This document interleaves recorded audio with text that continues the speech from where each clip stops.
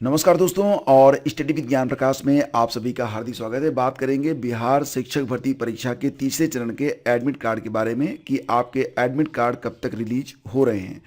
देखो दोस्तों, जैसा कि आप लोग जानते हैं कि बिहार शिक्षक भर्ती परीक्षा का जो दूसरा चरण पूरा हुआ था, तो उसमें जो एडमिट कार्ड आए थे, तो दोस्तों यहाँ पर जो एडमिट कार्ड जारी हुआ था, एडमिट कार्ड में आपने देखा था कि 7 से 10 दिन पहले आपके एडमिट कार्ड रिलीज किए गए थे। तो जैसा कि आप लोग जान रहे हैं कि वर्तमान समय में बिहार शिक्षक भर्ती परीक्षा का जो तीसरा चरण है, उसके लिए जो डेट्स हैं डिक्लेयर हो चुकी हैं। 15 और 16 मार्च को परीक्षाओं की डेट आ चुकी है। 15 मार्च को 1 to 5 और 6 to 8 के लिए परीक्षा ली जाएगी। पहली पाली में 6 to 8 और दूसरी पाली में 1 to 5 की परीक्षा होगी।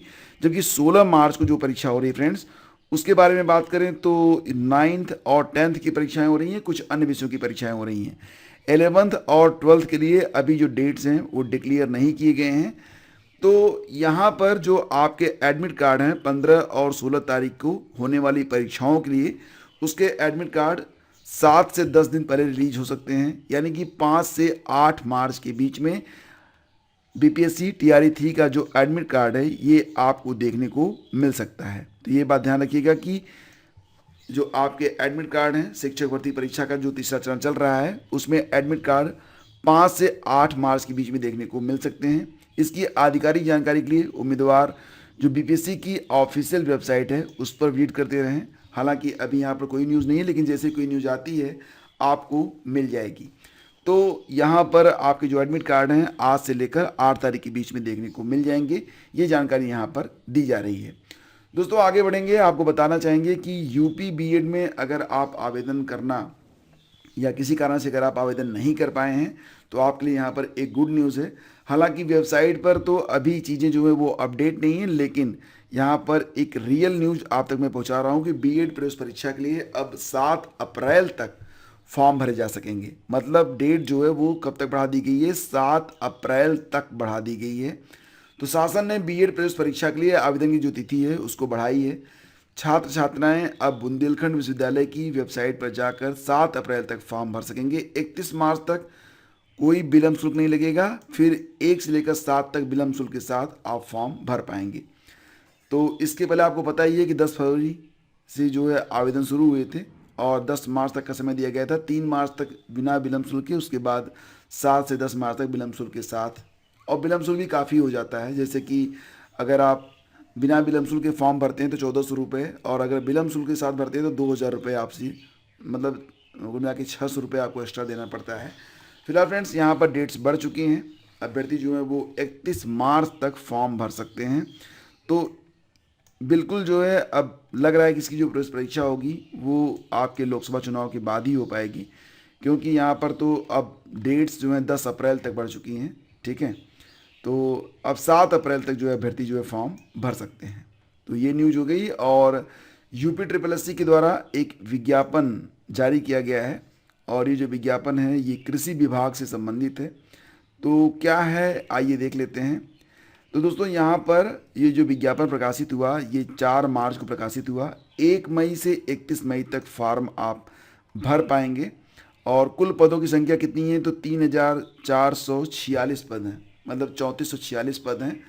पद कौन से हैं तो कृषि विभाग उत्तर प्रदेश के नियंत्रण में प्राविधिक सहायक ग्रुप सी के पद हैं। ठीक है, टेक्निकल असिस्टेंट ग्रुप सी के कुल 3446 पद हैं। एलिजिबिलिटी क्या रहेगी, सबसे पहले तो पीईटी 2023 परीक्षा अगर आपने पास किया है तभी आप इसमें फॉर्म भर पाएंगे। पदों की संख्या के 15 गुना लोग मुख्य परीक्षा के लिए शॉर्टलिस्ट किए जाएंगे। तो 3446 गुणे 15, इतनी बड़ी संख्या में जो अभ्यर्थी हैं वो मुख्य परीक्षा के लिए शॉर्टलिस्ट किए जाएंगे। आवेदन करने की जो फीस है दोस्तों ये ज़्यादा नहीं है, मात्र 25 रुपये फीस आपको यहाँ पर देनी पड़ेगी, ज़्यादा फीस आपको नहीं देनी है। और इसके बाद जब आप शॉर्टलिस्ट हो जाएंगे तब आपको पूरी फीस यहाँ पर जमा करनी पड़ेगी। आप यहाँ पर देख सकते हैं, आप किसी भी कैटेगरी को हों 25 रुपये ही आपको फीस जमा करनी पड़ेगी। ठीक है, और फ्रेंड्स यहाँ पर जो सारणी दी गई है तो किस विभाग से वैकेंसी है, कृषि निदेशक कृषि विभाग उत्तर प्रदेश से। पद का नाम है प्राविधिक सहायक ग्रुप सी, और वेतन बैंड रहेगा 5200 से 20200, ग्रेड पे रहेगा 2400। और जनरल को 1813 पद दिए गए हैं।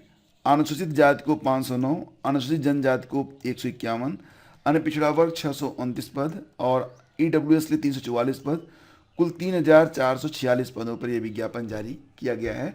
और हालांकि आवेदन जो है ये मई में शुरू होंगे, 1 मई से 31 मई तक, लेकिन जो आपका पूरा परीक्षा कार्यक्रम है ये दे दिया गया है। और अर्हता के अंतर्गत अगर देखेंगे तो अगर आप भारत में विधि द्वारा स्थापित किसी मान्यता प्राप्त संस्था या विश्वविद्यालय से कृषि में स्नातक हैं, बेसिकली ये जो कृषि सहायक के लिए पद है, तो आपको यहाँ पर कृषि से संबंधित मतलब आपके पास स्नातक में होना चाहिए कोई कोर्स।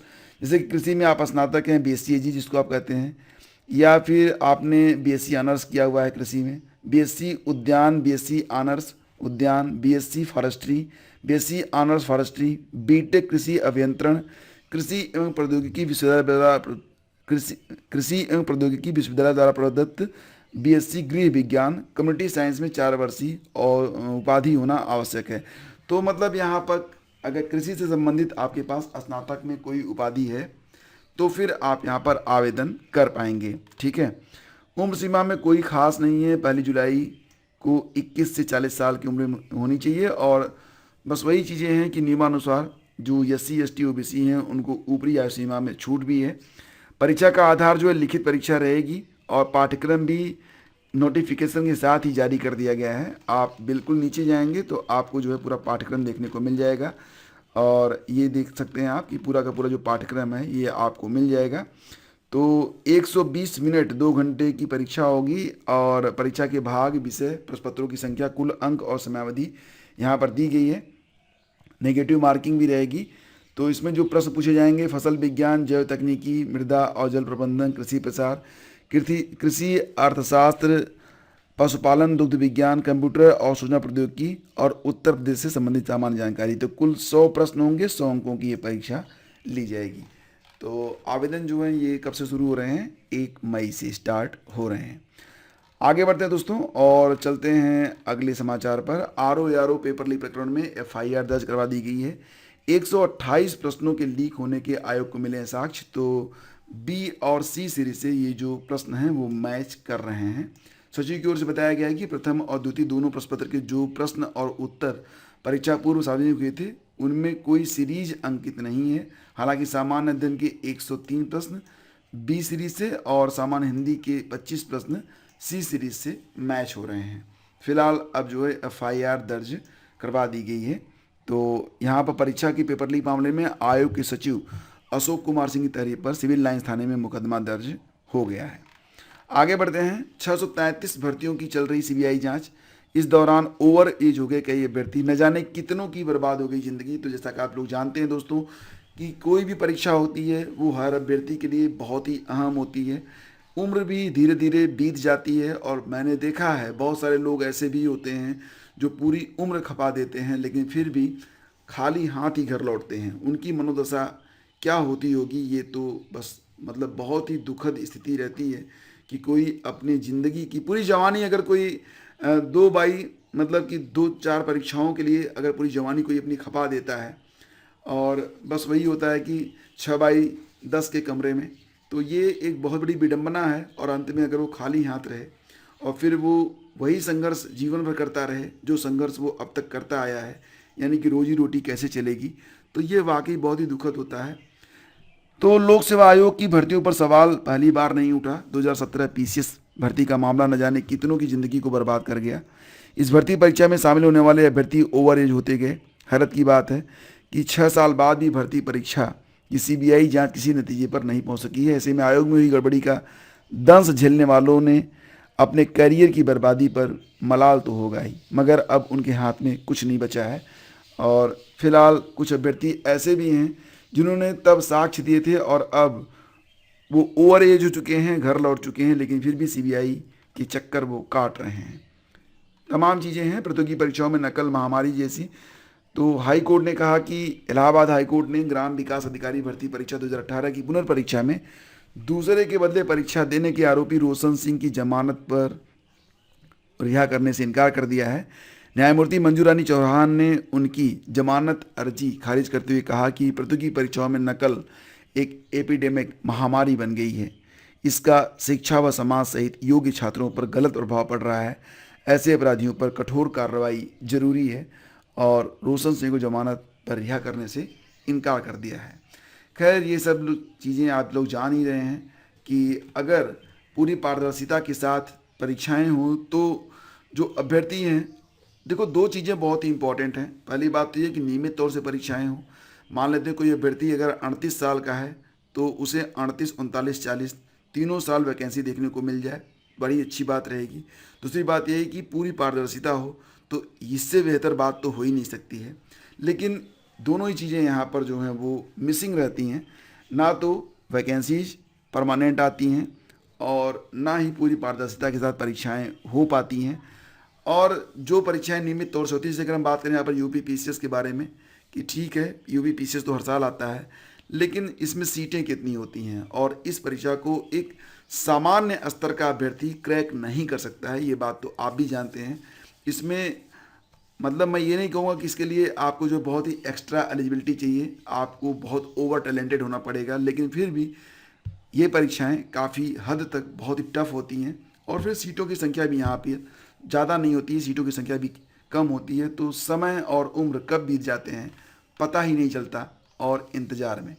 फिलहाल कुछ खबरें और भी हैं, जैसे कि कापी लेकर भागे परीक्षार्थी की सूचना छिपाने पर केंद्रीय बार, आरोपित के विरुद्ध कार्रवाई न करने पर आगरा के केंद्र व्यवस्थापक भी फंसे, जवाब न देने पर 6 केंद्र और होंगे डिबार, 2 केंद्र व्यवस्थापकों पर मुकदमा, 7 साल पर गिरफ्तार। ये सब खबरें जो हैं यूपी बोर्ड से निकल के सामने आ रही हैं।